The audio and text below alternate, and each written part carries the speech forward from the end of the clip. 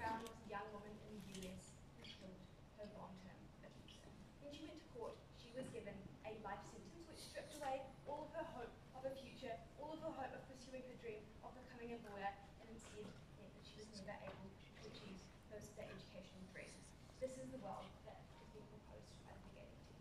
A couple of things to do in my speech. Firstly, discuss where this is likely to apply and the kind of things and laws to support. And secondly, why this is an unjustified use of imprisonment and why that has really bad effects for victims who kill their abusers. And finally, how this will boost faith in the justice system overall at the implementation of this course. Okay, so firstly, where is this likely to apply? We think this is most likely to be applying in the case of self-defense in abusive relationships. Why? Okay, there are currently self-defense laws that exist in New Zealand when you are being directly provoked by someone who is directly threatening your life, basically an immediacy of risk. However, this means that people who are in long-term abusive relationships, where they are constantly being worn down by their abuser, constantly being just having all of their autonomy stripped away, are not able to have any kind of justice when it comes to if they do end up killing their abuser. Obviously, it is bad that they have done this action, but we think that there is also a lot of circumstances leading up to it that is never taken into consideration, and it is never investigated why they may have been incited to lose control. Okay, maybe there is not a direct harm to their life at that point, but this harm has been building up for possibly even years or decades, right? And it is just becoming so extreme that eventually this action causes them to snap and do violence against their abuser. Okay, so a couple more reasons why we think this is particularly. Firstly, again, it is very, very serious that we're protecting people who are being in long-term abusive relationships and find that this is the only way that they can see to get out, or that they're just being driven to the point where they feel that they have no alternative. Secondly, I think that, specifically domestic violence, the vast majority of violence that occurs in New Zealand, especially when you look at it on a cumulative basis, because it just happens in amounts, maybe not extreme fights outside of a bar, but it just means happening every single day. You get a black eye, you get a bruise, it just wears you down. Okay. But thirdly, I think specifically this self-defense is very unlikely to be premediated, right? This means that at the time you are not going to have we think that it's going to be a bar of reasonable provocation, right? But usually when you were just snacking in this moment and you would and you just feel like you have to do something to stop the abuse that is being directed at you. We think that this is going to be generally an accidental killing at the point where you don't necessarily want to directly kill someone, you just want the abuse directed you to stop. And you are unlikely to see things like cover-ups or any kind of long-term plot to hide what has occurred, and that there's going to be an abundance of evidence in this situation, right? So with that in mind, with the situations in mind, what do we support in the legal system? Firstly, we need a high bar of that kind of provocation, right? It's not going to be a one-off slap. For example, we think it is going to be a systemic harm and risk to a person's life, or possibly mentally as well as physically. But also in terms of proving that this actual abuse did occur, we think we are always going to be using the same legal standards that exist in terms of being proven beyond reasonable doubt. We need a reasonability and the ability to prove these court cases. We trust the justice system's ability to decide whether or not a crime has occurred, and if it's decided that that abuse was not enough to allow this partial law to get rid of the to give someone manslaughter, then we just defer to their world and the debate on why now. Women, often scared to stand up to their abusive partner, kill them in their sleep in premeditated ways. Does the test of provocation protect them? We don't think that you necessarily protect it on your side either. At least on our side, we are able to protect the cases where it is clear that it was not premeditated and this occurred and it would just snap. Obviously, you would be charged with murder under this, but it's pretty unclear how that problem is solved by them. We think we can also support laws to support people who have done this kind of premeditation in the face of abuse. That's not mutually exclusive to their side, but we think this is important for us to do here to support people who did do a unpremeditated act. Okay. So then, secondly, on why prison specifically is why this is causing unjustified use of prisons. The context here is that prison is extremely harmful for a person to experience. Firstly, simply because it restricts people's freedom to move and to interact and to do what they simply want to do in the world that inherently is in the human condition. But secondly, that is incredibly degrading, right? At the point where you're unable to get the sanitary supplies that you need, that you're and you're unable to for example, have access to tampons because you are unable to have any kind of control over your appearance, the food you eat, the activities that you take out, and and you were simply stripped of all of your autonomy. But finally, as I flagged from my introduction, you were stripped of the ability to make your life better in the future because you're unable to pursue a job and accumulate money. You are unable to seek higher education in the future. And we think this is particularly bad because often victims of abuse are very young, and therefore you strip all of their futures away at the point when you lock them away for like the rest of their lives or until they can get parole at like 60. Okay, so with that context, why is the use of prisons particularly bad? I think that also prisons are being used for two different reasons. Firstly, for rehabilitation, and secondly, for a punitive aspect. Okay.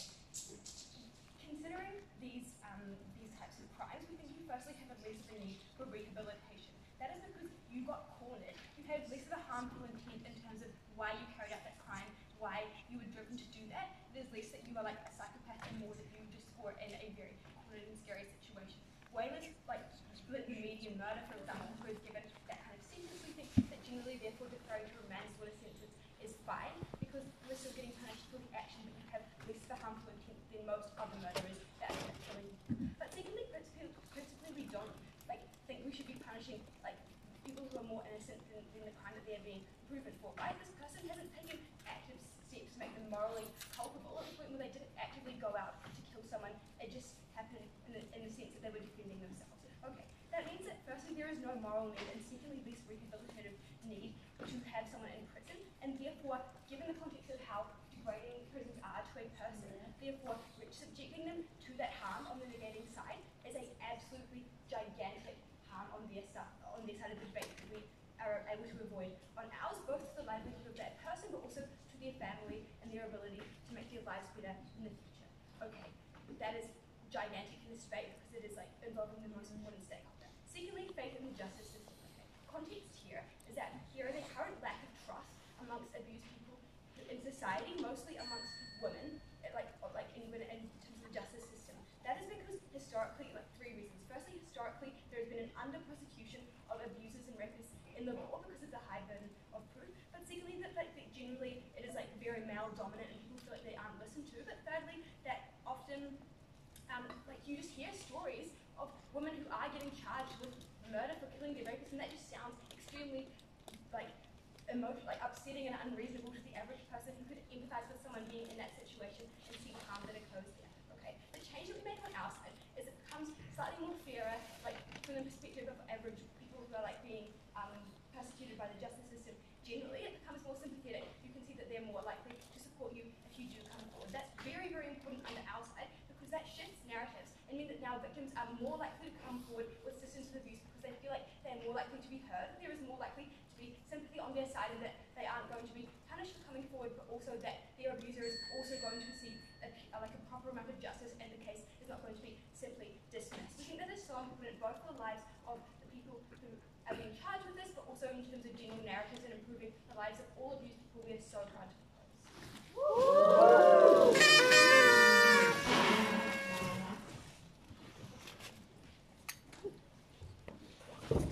Awesome. My thanks to Julia. I'd like to invite up the first speaker for the negating team, Aisha, to open up the case in opposition.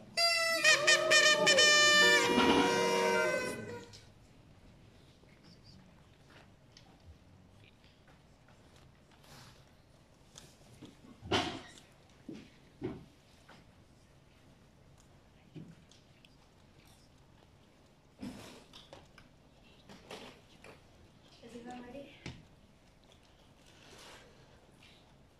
It's unclear how many young victims Affirmative can help because they do not show you what this specifically looks like. We're going to show you, in our case, why this is used to protect the most abhorrent of abusers who are able to say that their victims provoked them to do things.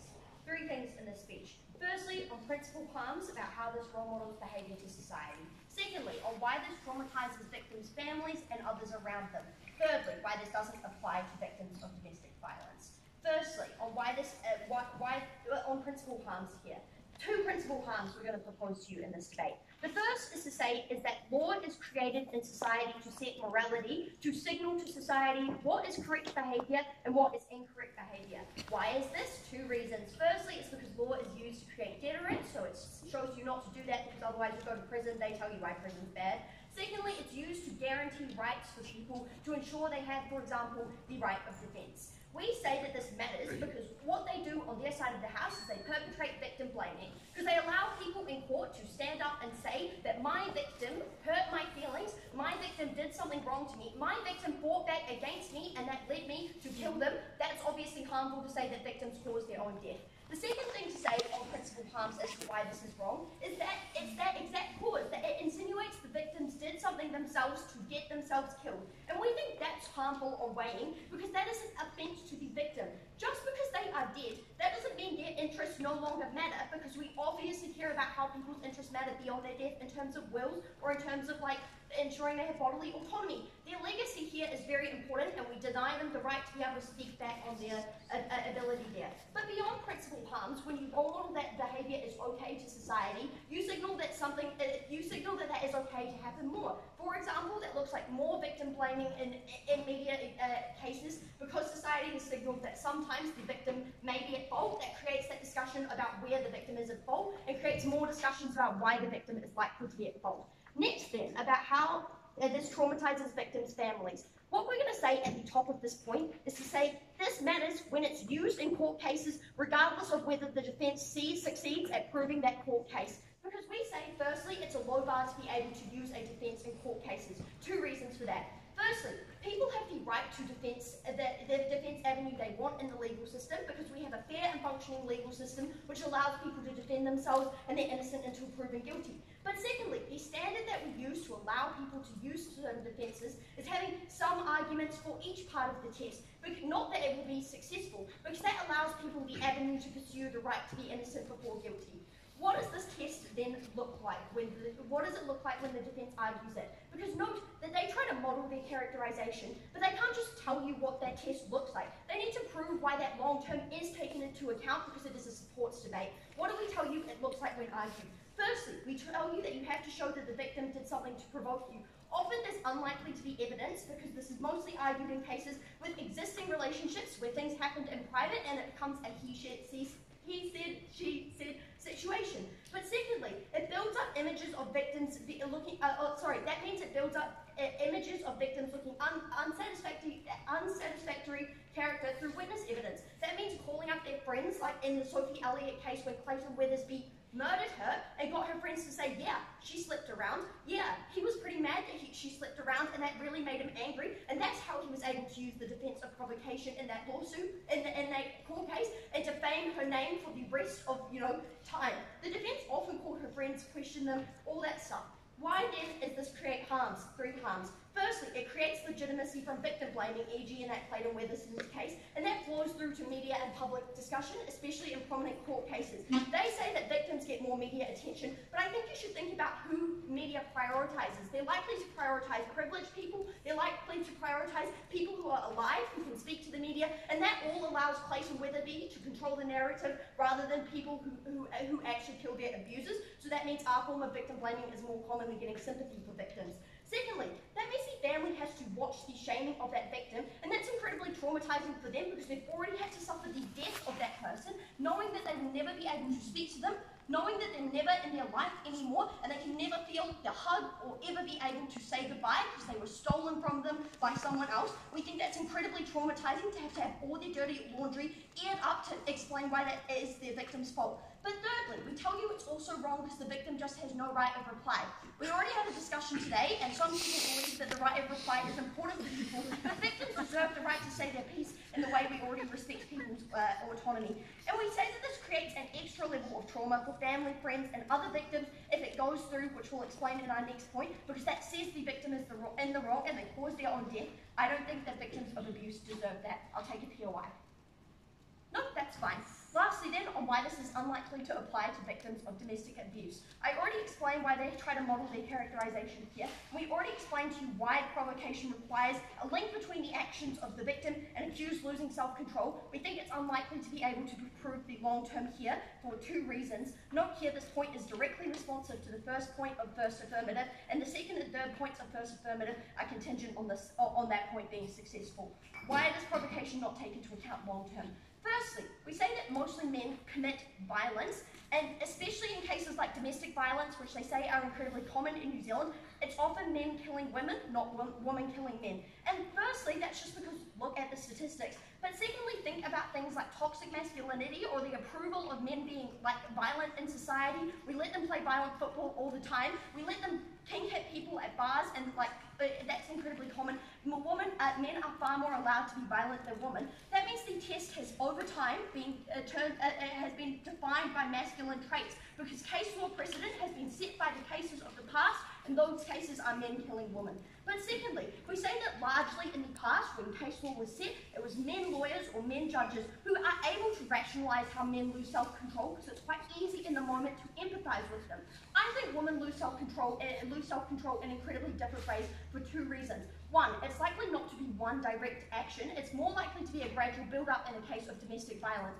Repeatedly being verbally abused, repeatedly being minorly hit over and over, builds up over time until you snap, and as we signal in a POI, you premeditatedly kill them in their sleep. But secondly, women don't have access to kill people in the moment, because men are hugely bigger than them, they're bulkier than them, they have a lot of emotional control over them in an abusive situation, and they don't have the capacity to just stand up and stab them, because the men will, hit them back. So that defence doesn't apply then when you're likely to kill someone in their sleep and they don't tell you what it looks like for victims of domestic abuse to fight back. When does this apply then? Trigger warning here, this is probably quite violent, but in cases like the Queen and Brown, where Brown was an old man in a drinking environment with a young man, the young man believed that the old man made sexual advances on him and he was homophobic.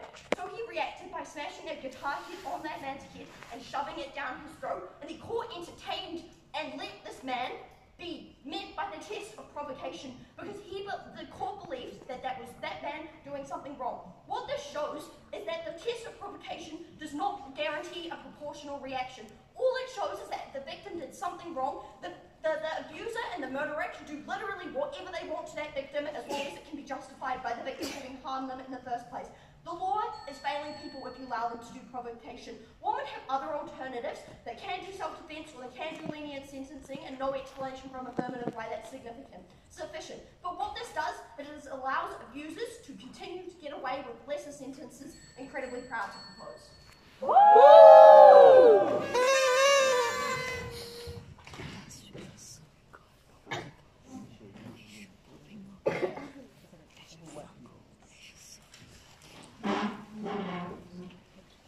My thanks to Aisha for that speech.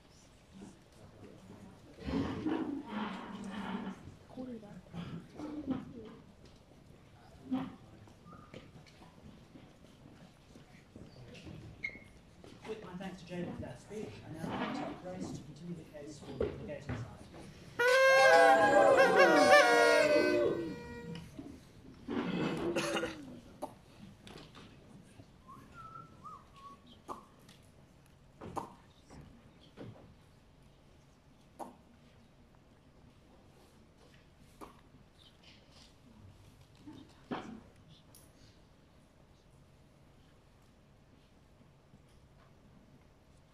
Look at four things in my speech. Firstly, abuse protects victims of inter-partner violence. Secondly, is this traumatizing for the victims who are killed by violent people or by their reasons? Thirdly, moral harms. Fourthly, Wang.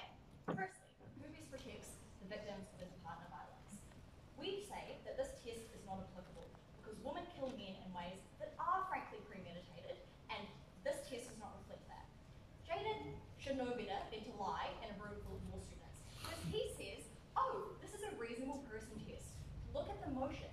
It asks if this specific defendant lost control because of these specific actions.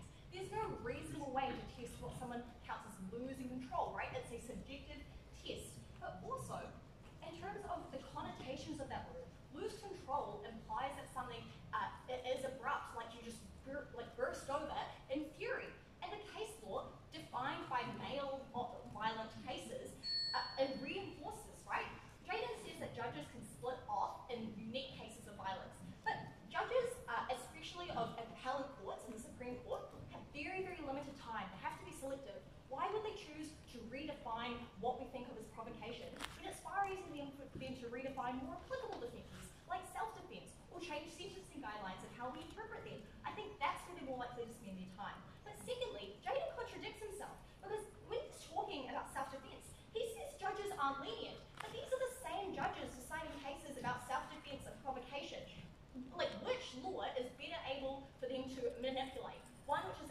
reasonableness and what you should do to defend yourself, and one about like whether or not you subjectively lost control. One of those is far easier than to manipulate. What alternatives do we provide? Firstly, self-defense. And the thing I want to emphasize here is that judges are far more willing to expand what we think of as self-defense. There's been a movement towards thinking about what the reasonable person in the circumstances would do, and that means looking at what women in long-term abusive violences would do. What do we consider a proximate threat? If you know your partner is an abuser and they live in the house with you and they sleep in bed next to you and they've told you, I'm going to kill you one day, I will beat you up if you do this, that's a pretty proximate threat, right? And judges are willing to do this, and we think that's been influenced by an increasing amount of scholarship. Think about the fact we talk about inter-partner violence as opposed to battered woman syndrome, right? People are more sympathetic, we want to do the right thing, that's reflected in the self-defense laws, and I think they're far more likely to be adjusted by judges than something like losing control. Secondly, sentencing is really, really excellent, right? Julia, in her introduction, uses an example from the US, but we're talking about Commonwealth countries that have highly discretionary approaches to sentencing. They have regard to overarching principles, such as whether or not the defendant acted with particular malice, whether or not the defendant will suffer undue hardship, whether or not this is proportional to the crime they did. We don't have to support long degrading prison sentences because we don't think these women, firstly, have to go to prison at all if they successfully argue self-defense, which is an absolute defense, but secondly, judges are sympathetic. Ultimately, these are a tiny amount of cases, which I'll talk about in my weighing. We think that even if they prove something, this doesn't matter as much. Secondly, I want to talk about the harms that we prevent against. I want to say we don't have to prove that violent men who kill their girlfriends will successfully argue this defense to win this debate. We're trying to prove that they're allowed to argue this defense in court. What does Jaden say to this? Oh, he just says, no, it's like not applicable, but ultimately this doesn't engage with the specific mechanisms Aisha gives you, right? She talks about how our justice system values the right to argue a defense, so that means we're always more willing to be lenient, but also just the fact that people genuinely do tend to have some kind of argument, right? The bar for getting something struck out is very low. It's whether any court would ever buy that argument whatsoever or be willing to consider it. Given that bar is so low, because we value the right to give a defense, ultimately we think they are likely to let people run these defenses. And yes, judges don't like it when they do it, but they give people the right to listen to it, to run a mock of court, right? They give the right to the lawyers to come up and smear people. So let's talk about what this looks like when it happens in court. Okay, let's talk about evidence law, which I'm taking this semester. Jaden says, oh, you can't bring in defamatory material. Yes, you can't for the defendant, because the worry is that we will unfairly prejudice juries against the person who is on trial right now. But we're talking about defamatory material about the victim, and we're talking about cases where the specific thing you need to prove is what happened behind closed doors on this day. Clearly, there is a foundation for you to bring in evidence about what those people do, what their relationship looks like, how they interact. Just think about analogies to sexual assault cases, right? Clearly, this evidence is brought in. And what does that look like? That looks like incredibly experienced lawyers bringing in the friend of somebody who's just been beaten to death by her partner and asking her, so, did you discuss your partner's penis size? Oh, I know she flirted with this man based on these Facebook messages. Was she cheating on her partner? Painting her out to be sexually promiscuous, painting her out to be a cheater, painting her out to be somebody who brought this on themselves. That is incredibly harmful in so many ways. Firstly, the friends who have to admit that and feel like they are doing their dear friend a disservice. But secondly, the shame of being the family member of the victim who is having their loved one's character defamed before the court. And yes, maybe the media in a great world will be sympathetic, but that doesn't change the fact that this happens in the courtroom, right? These people are sitting in the stools at the back and looking at the smug smile on Clayton Winston's face as he watches his lawyers interrogate this woman and perpetrate the legitimacy of his argument, of his worldview. But secondly, I don't even think the media is sympathetic, because often these things are very juicy. We as a society still have a tendency to victim blame and to slut shame. Look at the way we treat, celebrities that get embarrassing news about STDs, like the Timothy Chalamet rumor, right? We accuse him of being a slut. Right. No. we don't have sympathy for them because it's juicy and we don't recognise the harm to individuals. We love to discuss things. We love to have our intellectual reckons. It's very hard to have empathy for people who don't know that see in the news. Sorry, I'll take that for your line. Yeah, all of those things you just said are exactly why in either world there's going to be these narratives spinning around. Can you explain why there's any difference whatsoever? Yeah, because now you're not allowed to run that argument in court, and that evidence isn't run because now we're talking about whether or not you killed him in self-defense. Like, it's highly unlikely that whether or not, I don't know, you slept with someone, you messed with someone, are going to be as relevant to whether or not they pose a proximate threat and they abuse you, right? Because it's not about provocation, it's about where they threaten to kill you.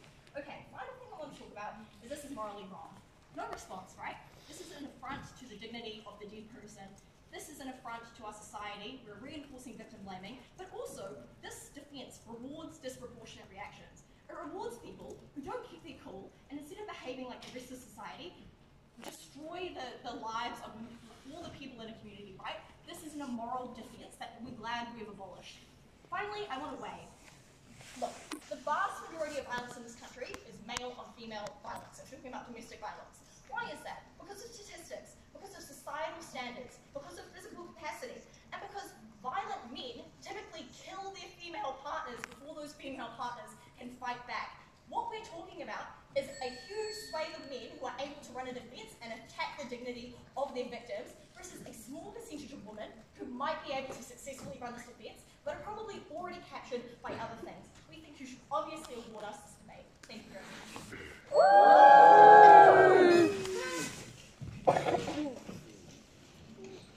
That speech didn't seem like a speech.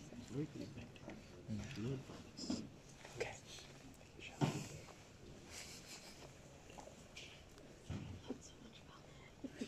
Awesome. My thanks to Rose for Steve. I now invite up Tony to deliver the final contribution of the application.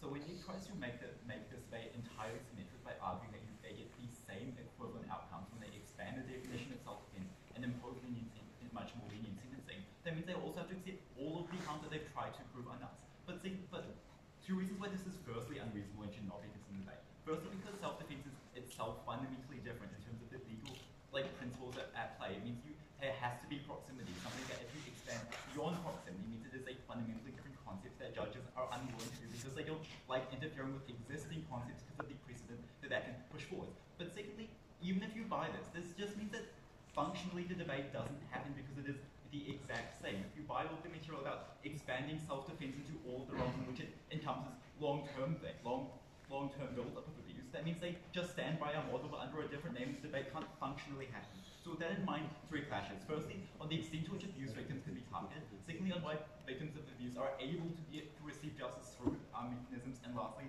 the ways in which victims in general engage and perceive the justice system, which is an independent pathway for us to win this debate. Firstly, in terms of the ways in which abuse victims can be targeted.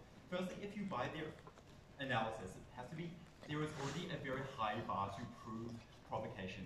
So that means that it is real, and for all of James' material as well, they have to prove that it was reasonable. That means all of the worst instances they tell you about how abusers are able to get out of murder charges with provocation are unlikely to happen because people just don't find it to be reasonable. So that means that their worst harm's already on the crew. The way they try to mitigate this is to tell you that the proceeds itself is harmful in the ways in which it gets brought up in the court. Four responses. Firstly, evidence you can't just insert evidence which has no relevance for the purpose of defaming someone, right? Even if they tell you there's something about evidence law, which probably maybe I should be watching lectures for, but even if there's something about evidence law and about how you can't, like something about defendants, I don't really know, yeah, the thing to note here is that you still can't introduce evidence if it literally just is not relevant to what you're trying to prove, because if you're trying to talk about like the victim sleeping around, that just isn't considered, no reasonable person thinks that that is a justification for provocation. That means that it's unlikely to be brought up in a provocation trial because it has no relevance to the arguments which are being made. Secondly, they tell you that people choose their own defense and for no reason and will just choose this defense even if it is certain to fail. Know that most people don't choose the defenses they run, they defer to their lawyers, because their lawyers actually know which defenses are more or less likely to succeed. Why are lawyers sure? Obviously, seeing an abuser smirking on TV is really bad for faith in the justice system. Isn't that whole point just contingent? That is entirely reliant on, firstly, this evidence even being entered, which I've already shown is unlikely. Back to what I was saying, people just don't choose their own defense system. When lawyers make these decisions, they're unlikely to run arguments which they know are going to fail, especially arguments like trying to pin like a murder and abuse victims like death to cheating. That's something that just creates a lot of public opposition to them. It's something that the judges themselves probably find morally repugnant, and they don't want to run arguments that make the judge think that they're morally repugnant, because that means any of the other potential legal avenues they are pursuing become much less viable, when if nothing else at an emotional and moral level, the jury and the judge just thinks you're running like just morally horrific arguments. That's why lawyers are going to be unwilling to run these arguments in instances in which it is clearly unreasonable. Thirdly, as Jane and Jules tells you to very little response, most of the victim blaming, especially if you buy the characterization of the media, applies symmetrically. It means that even if you don't buy the previous two mechanisms, it being introduced in court isn't functionally different if like News or TV is going to run the same narratives either way. That is where most of the harm accrues, because that's not just something that happens within a courtroom where like 17 jurors here, but it's something that happens in the public sphere. That means that even at our worst, the harms is relatively symmetrical. Lastly, another reason lawyers don't want to introduce these arguments is when you do the thing where you bring in record, when you bring in people to interview about the nature of the relationship, it's much more likely that a lot of evidence will come out about abuse for all of the mechanisms. I'll get into my second class, which means that there's another incentive that lawyers aren't going to be willing to run these arguments. That means none of their analysis about victim blaming applies, which is the only substantive benefit in this debate. That means they already don't have a path to win. Secondly, all of our positive material about why we were able to substantially improve justice outcomes for abuse victims. So several things. Firstly, note all of the reasons we've proven why provocation can be proven. These are lots of forms of evidence that build up evidence that can be used in order to prove this. For example, evidence of physical harm.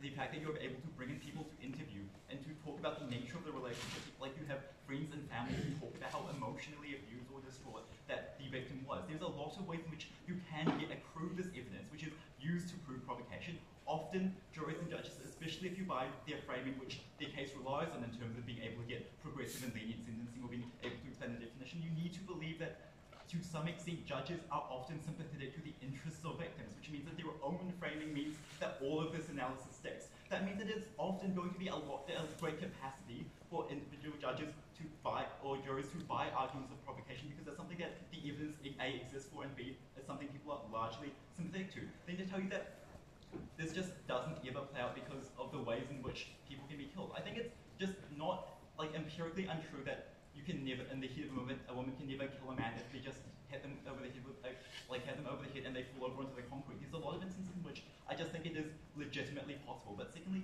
even in instances in which you are pushed to emotional breaking point to the point where you just have no control and at worst poison their tea, I still think that they can fall under the definition of provocation if they're able to prove that the abuse has been so systematic and long-term that you just have been pushed to it for an extended period of time, and I don't think that makes it clear, and I still think that means that all of our benefits still accrue. That is uniquely why we're able to prove that victims of abuse are able to achieve justice in other ways they're unable to. And that is really important when you consider what the harms are, because even if they can push for lenient sentencing, which again undermines most of their case, they still go to prison for long periods of time, because even if there is lenient sentencing, you're still spending extremely long periods of time in prison for murder versus manslaughter, where the same lenient sentencing can be applied to a lesser crime. But secondly, the fact that you're being just convicted as a murderer just carries so many implications to your own mental and emotional well-being, right? If you are told, a manslaughter charge is just very different in the sense that it doesn't convey the same moral repugnation as a murder charge. It's because being labeled as a murderer is something that is fundamentally horrific. And it means, and note again, all of the analysis that was unresponsive to from Jules about being in prison, having especially for young victims, having their entire life stripped away from them, as they have to live behind bars for their entire life, or if not, their best 20 years, is still just a horrific harm that they just have to accept. That means that they already built up the margin here. Lastly, is completely unresponded to substantive contribution from Jules about how victims in general just engage with the justice system better. We told you that when victims read a story about someone killing their abuser and getting their entire life stripped from them, that sends the message that the criminal justice, the justice system and the government is is an institution which is fundamentally insensitive to their needs and is not going to take their side. Where this narrative propagates, it means that people are less likely to go to the police and enter the department because they don't believe that the justice system has their interests at heart. It means they're less likely to go to other government or non-profit agencies because they have a general distrust of the system which they think is going to systemically fail them and not listen to their needs. For all of those reasons, we get people who are more able, victims who feel more comfortable going to the justice and policing systems in order to get like an escape from the situations in which they're trapped in, which is another unique pathway that only we can get. At the end of the day, Nick has no remaining pathways to win. Thanks.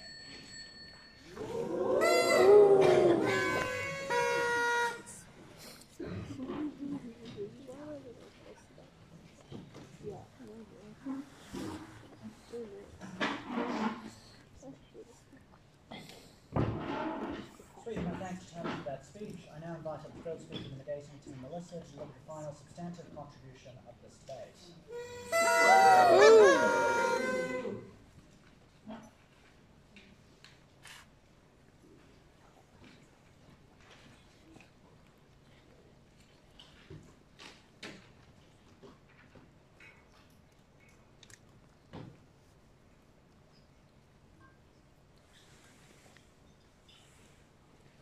Let's take a moment to reflect on a case where this actually applied in New Zealand, in the case of McLean and Brown. In that case, Brown, who literally choked to death because he didn't even die from the initial impact of the guitar, like being rammed down his throat, gets called a weirdo, gets called like some kind of pedophile in court just because they can try and raise that it was somehow his fault. He provoked the attack because he made alleged unwanted sexual advances on the person who literally murdered him. That is what they have to stand by in this debate, because even if it's not successful, we say that the harms of this defense, even being raised in courts, is immeasurable. How the hell is a victim ever going to have faith in the justice system when that is the case that they think about when they think about provocation? 3 points in this speech. Firstly, when this gets raised. Secondly, what happens to the victim's family. And then finally, the harms overall to the justice system. Note before I begin that there's a huge burden difference in this debate. That we prove that, what we have to prove is that there are harms to raising it, and that we widen our margin if we prove that it's successful in those cases where it should not be applied. But they had to prove, firstly, that it was applying in the right cases, and secondly, that it would be successful for those victims, to get downgraded from murder to manslaughter. I think it's far better that we provided the alternative of the complete defense of self-defense, which is, better than just a partial downgrade. Okay, let's look at the difference between self-defense and provocation and just distinguish them, because I think it's a bit disappointing that Jaden's a law student and didn't already do that for you. Firstly, provocation requires a snapping moment. It requires a loss of self-control, and note that they've twisted the debate here. Provocation requires approximate time length. There has to be a direct loss of self-control that is the reaction to the action made by the victim. That meant that Brown could argue that he was reacting to the sexual advance when he lost control and then killed the victim. That meant that it's not the reasonable person test that's applying here. It's about the proximity between the loss of self-control and the initial reaction. That means that the test does apply in the circumstances we talked about, and that's a real case, like you can't dispute the facts there. But secondly, self-defense is different, and that it requires a reaction to a believed threat to life. Provocation doesn't require a reaction to a believed threat to your life, right? It was a reaction to unwanted, homophobic reaction to sexual advances. Self-defense requires a perceived threat to life, and that doesn't require the same level of proximity. So the woman in our case, if she premeditates a murder because she believes or has had threats to her life, that means that self-defense is available to her. But Brown cannot argue self-defense because he never reasonably believed that there was a threat to his life. That's the difference between these cases. They have to support people who do not believe that there's a danger to them, reacting, losing control in an unjustified way, and then being able to justify it in court. Clayton gets the defense on their side. They say that lawyers aren't going to choose to run this defense because it looks unfavourable for their client. But firstly, if the defense is available to justify their actions, even if it doesn't apply, the lawyer will, as it doesn't succeed, the lawyer will still run it because it sows seeds of doubt into the mind of the judge and the mind of the jury as to the culpability and the degree of justification of that person's actions. That's really terrible because it does reinforce all of the terrible norms that we have in New Zealand about victim blaming, and it creates unjustified outcomes. But secondly, often you have to defend these people, right? A lawyer is assigned to this person and has to defend them. They have a duty to run what they can. There often are no other justifiable defences in these cases. Clayton was fucking evil and killed Sophie Elliott because he believed that she was cheating on her. It's a fucking laughable thing that the court was able to had to entertain the idea that he was provoked by her actions and wanting to react in a disproportionate manner. What was the alternative that we proposed that we believe protects women in this case? We told you that self-defense applies. We told you that this time requirement is different and that it means that women are protected here. Yes. Which defence do you think would be approached more permissively by courts? One which is an absolute defence which gets you off scot-free, or one which is a partial defence in which you go to prison for some amount of time? Look, I just told you that they're running this defence because they have to, because it's the only thing that is available. It doesn't matter, they're not going to be able to run self-defence in every case. We're talking about those cases where self-defence shouldn't be applied. The majority of cases that this is applying to is these evil men that are somehow trying to get out of the culpability. We think that we should not have this available for them to use. So when is this test actually applied? Recall all of the mechanisms that Aisha brought you. Firstly, it's men who commit violence, so just simply by volume of cases, it's going to be applied to the cases where men do it because the case law is masculine, because it perceives the loss of self-control from the perception of a man and from the perception of what a judge believes a man can lose control for. That's why they entertain a man reacting in that way and as a reaction to cheating, because they think that that is something that could cause a man to snap. But secondly, we told you that the case law here is compelling because of the history, that being it was more sexist, and so that means that it's developed in a really terrible way, and that is always going to create bad outcomes for the victim. But thirdly, we told you crucially that women snapping looks different. It doesn't meet the test of provocation because women, either out of just the way that women are socially conditioned to be more submissive and not have abrupt reactions, but also just for the fact that she probably fears for her life. She cannot oppose this man in the moment and snap in the moment because she doesn't have the means to fight back and believe that she will win. That is what they have to stand for. They needed to prove that a woman would be able to do this. That is not the majority of cases, and they had to do more to prove that. Then they said that it's not going to be raised in court because of these evidential requirements and it's just defamation. But firstly, Grace told you, right, the evidential burden is still low because we have this presumption in favour of, innocent until proven guilty. So it was enough for them to say Sophie Elliott was cheating, and then suddenly the floodgates open and all of her friends forced to testify that she was somehow culpable or somehow at fault. And this does defame the victim because you do have to, build a case against them, and this is especially terrible when the victim literally passed away. There is no way for them to dispute what happened or tell their series of events. I told you the lawyer incentive material, and look back at the notes on Aisha's speech. It means that it's going to get raised in court and it's going to get raised in the wrong cases.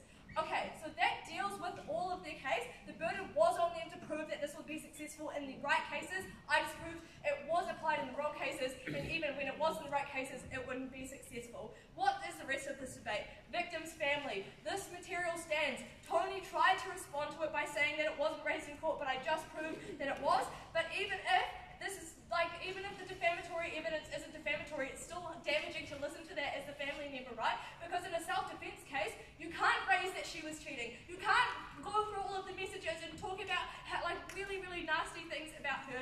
Think about Mr. Brown, who literally choked to his death. That is what got talked about his past, about his sexuality. That would never be raised if it was a self-defense case. Finally, the harms of the justice system. All of Julia's second and third points were contingent on proving their first point, which they failed to do, which means that the harms of the justice system actually accrue under their side when victims look at the terrible images of Mr. Brown choking to death and believe that that is what the justice system supports and protects. Incredibly hard to negate.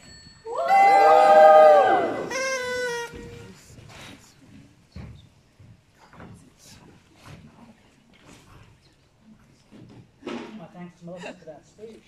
I now reverse the speech in order and invite back up Aisha, the leader of the negating team, to deliver a reply.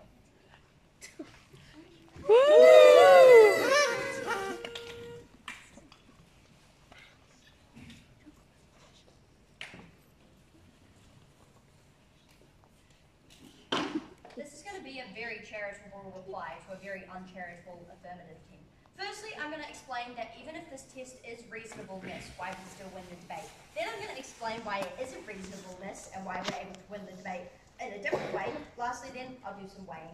Firstly, on what this test looks like.